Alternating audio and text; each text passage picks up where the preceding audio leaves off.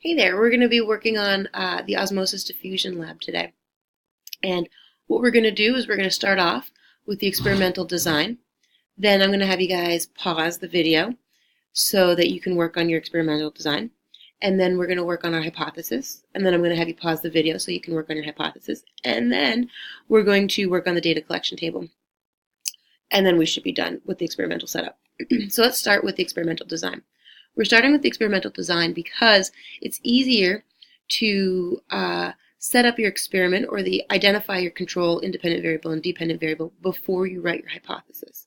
So your independent variable is the thing that you change. The dependent variable is the data that you're collecting, and the control is what we are using for comparison. We will be setting up a control together as a class so you can collect that data in your data table before we even start. So with your experimental design, we want to, let's take an imaginary experiment where we are putting flowers into different colored water. So if we have 5 flowers, we put them into water with blue food coloring, and we have 5 flowers and we put them into water with red food coloring, and we have 5 flowers and we put them in water with no food coloring. Well then, our independent variable is going to be the presence of food coloring in 10 of our flowers, or the presence of blue and red food coloring in the water of our flowers. And so therefore our control will be the flowers without food coloring. That way we know what flowers look like without food coloring, because what if they're already blue? Then we don't know. So we want to know what happens without food coloring. And so the dependent variable, remember D, dependent variable data, this is the data that you collect.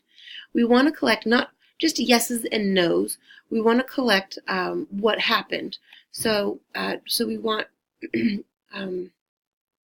colors. So the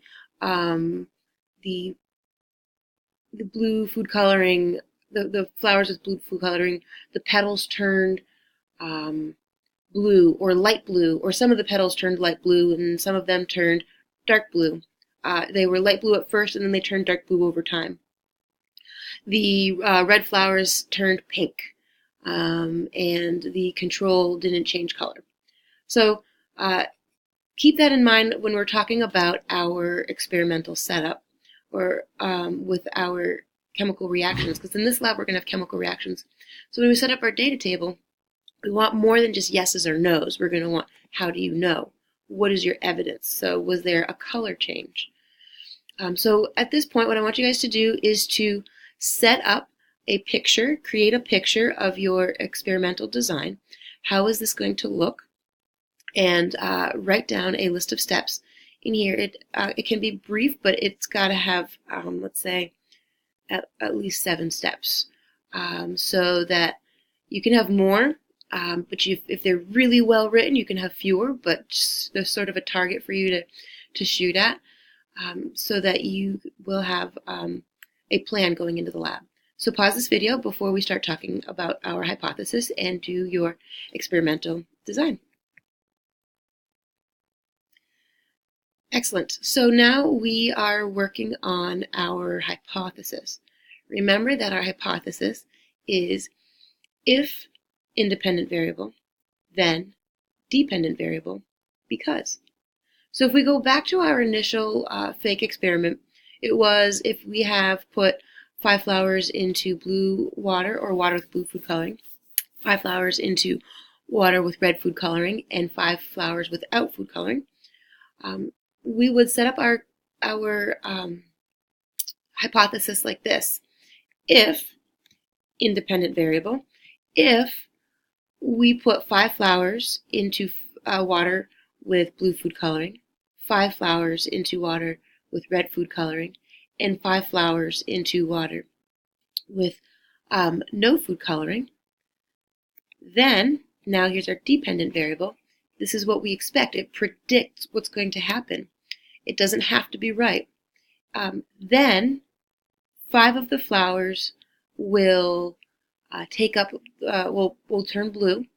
Then 5 flowers in food coloring will turn red, and the 5 flowers in the without food coloring will stay the same color. Because blah, blah, blah, blah, blah, whatever your reasoning is. So this is your hypothesis. Take a minute to write your hypothesis and then go on to the data collection table. Go ahead and pause now. Now we are working on the data collection table. The data collection table is going to be a table, so that means there's going to be spaces. I want you guys to set this up, and the information that you need to include in this data table is going to be what are the materials involved in this experiment. So we have our control. We need a line for our control. We have glucose. We have starch, and we have water. We want to test if starch, glucose, and water can pass through our dialysis tubing. So we're going to need spaces for each of those. And remember that we're collecting data not just yeses and nos, but what happened. So is there a color change? Did something test positive or negative? Was there a change of any sort? How are you measuring? What is your evidence? So make sure you include that information in your data table. And don't forget to include your controls. The one with water, you may not have a control for your water, so don't worry about that.